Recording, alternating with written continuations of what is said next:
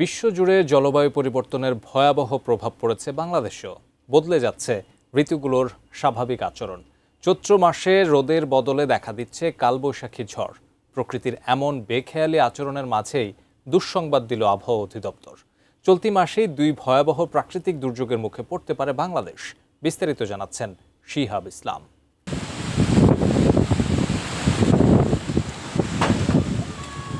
চৈত্র মাস জুড়ে অস্বাভাবিক আচরণ করছে দেশের আবহাওয়া।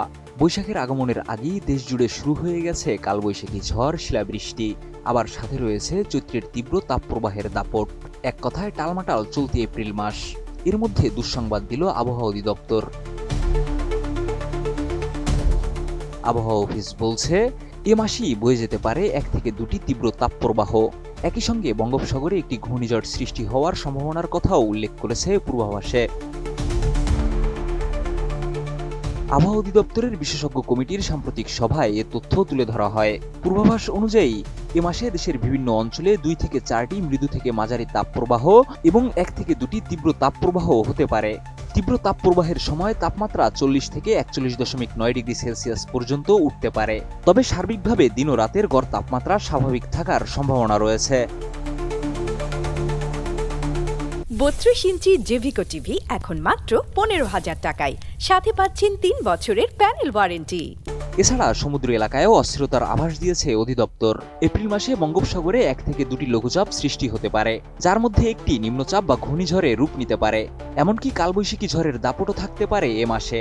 দেশের বিভিন্ন স্থানে শিলাবৃষ্টি সহ 5 থেকে 7 দিন হালকা বা মাঝারি ধরনের ঝড় এবং 1 থেকে 3 দিন তীব্র কালবৈশাখীর সম্ভাবনা রয়েছে। বিদায়ী মার্চ মাসে দেশে স্বাভাবিকের তুলনায় 31% বেশি বৃষ্টিপাত রেকর্ড করা হয়েছে। আর সর্বোচ্চ তাপমাত্রা ছিল যশোরে 37.8 ডিগ্রি সেলসিয়াস।